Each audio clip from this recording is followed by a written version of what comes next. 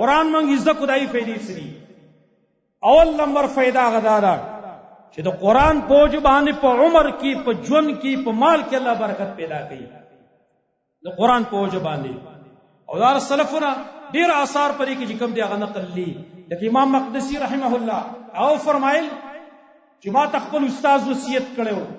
دا محدث هم دی ما ته استاد وصیت کړو چې تکلا سحر را پاسینو قرآن لاول ول قرآن لډیر ټیم ورکوا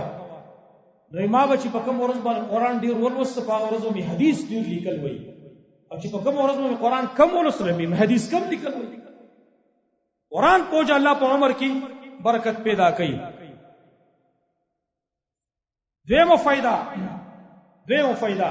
هغه پکې دارا چې د قرآن پوج باندې د سړی عقل نه عقل دا محفوظ پاتې کیږي بیماری جدا شي بیماری چې کوم نه جدا شي خو عوارض دي عوارض سماوي جدا لیکن د بډاواله او د سپینګیرواله او د مشروعي د وجه مرده دماغ پورا کار کوي د قرآن پوج چا چې قرآن لوستلې شیخ الاسلام ابن تیمیہ رحمه الله فرمایلی من قرأ القرآن متع بعقله وان بلغ 100 سنه چا چې قرآن لوستو دته بل خپل عقل فائدې ملاويږي اگر کسلو کالو ته عمر رسیدلې سل کالو ته عمر رسیدلې د قرآن پوج باندې دا عقل ته فائدې رسیدي عقل او فائدې اخلي دي دا عقل برقراري او دا مخکي صحابه کرام ور تاریخ نه دا معلومیږي یو دا انسان عقل چې کوم دی په دې کې برقرار آبادی کی بل فائدہ غټه او قران کریم کې هغه دارا د قران کریم شفا دا علاج دی ظاهری امراض باطنی امراض دې ټول لپاره دا علاج دی ټول د پاره ورې موږ دا نور علاجونه کو قران باندې موږ علاج نه کوو قران باندې موږ علاج کوو هغه سمانه نه دی دا کوم میډیسن چې استعمالوي ته غنامي استعمالوي ته وایي لیکن اصل علاج په قرآن باندې او دا اوسه بعض ډاکټرانو په دې باندې قائل دي بعض ډاکټران الحمدلله ډاکټران کې اوس الله ډېر ښه خلک پیدا کړی دین سره ډېر ښه تعلق دی ټیک د بعضو کې سي برټش شانته ای لیکن ډېر دیندار خلک په ډاکټرانو کې دي ورو زه ډاکټر په خپل باندې ورنل څه علاج کوم هغه اول په ما باندې خپل ماشوم ته کې زمانه ماشوم وسدا ولته مزدا زین جوړ شوی دی الحمدلله لہذا دا شفام ده هو لیکن زمون خلق ایسه کوي نور دا وایي چې کوم دی هغه او الله سره دې استعمالي میاشي مثال بعضی باندې لیکل لا جاری بعضی باندې لیکل جاری کړي او چې کله د قرآن خبر راشي په یو زلدم باندې موږ بیا څه کوو یوه مریض سے مې ماشوم وړو خو ورو ساسلې کوو دا هم علاج دی کنه وننزل من القرآن ما هو شفاء ورحمه دا خو شفا دا علاج دی امام ابن القیم رحمه الله ذکر کړی دی امام ابن القیم رحمه الله فرمایي ایګور لکه څنګه چې عام علاج دی هغه د پاره خاص مقدار دوی استعمالي او ورځې مری استعمالي کنه نو قرآن بارکه تاسو سکړی چرته چې کم سے کم یو 3 ورځې دم کړی څلور ورځې 15 ورځې هفته نه دا خو علاج دی او ایګور حدیث ابو داود کې راغلی دی کتاب الطب کې صحابه کرام فرمایي یو سړی لیونه شیو لیونه منګ 3 ورځې سحر او بیګا په سورۃ الفاتحه باندې دم کو است الله روح کو لیون تو به ختم شو او 3 ورځې دا په یو ورځ باندې شفا د علاج بل فائدہ پکې دا اخیری خبره ارس کوما بل فائدہ پکې اهم اور قیامت هغه فائدې نه بیانوم قیامت هغه ډېر شېری لیکن د زنکدن په وخت کې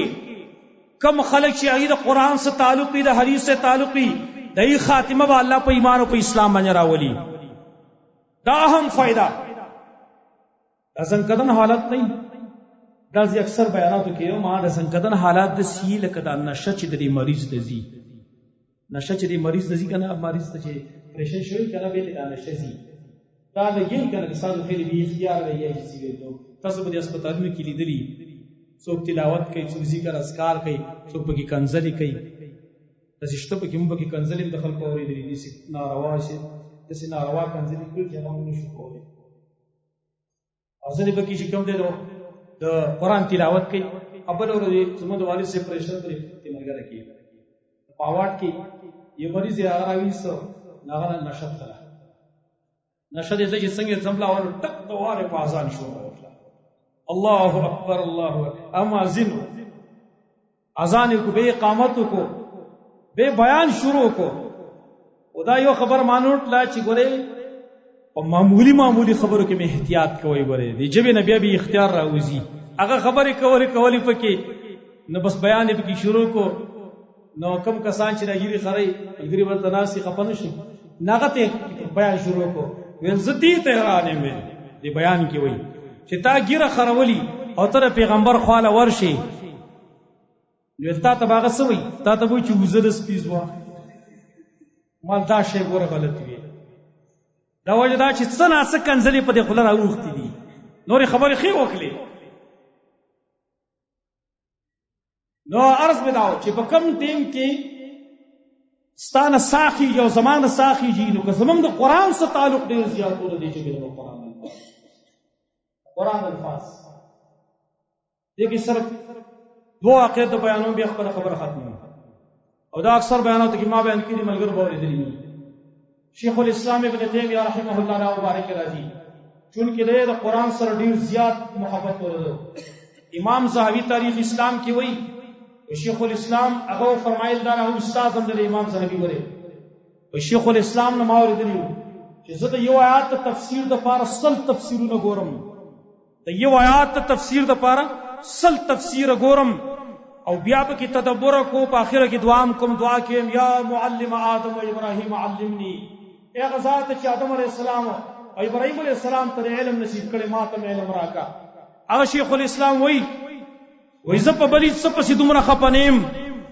څومره چې په دې پسې خپېم چې زمانه ډېر ټیم د قران نه بغیر تیر شوی دی. حال لاره چې هغه زه په یو آیات پسې سل تفسیر ګورم بیا وای زمانه اکثر ټیمونه د قران نه بغیر تیر شوی دی. وای نو قران سره ډېر مینه او دومره مینه وا. امام ابن القیم رحمه الله فرمایي او شیخ الاسلام بچی کړه قضاء حاجت لپاره بهر تلاړ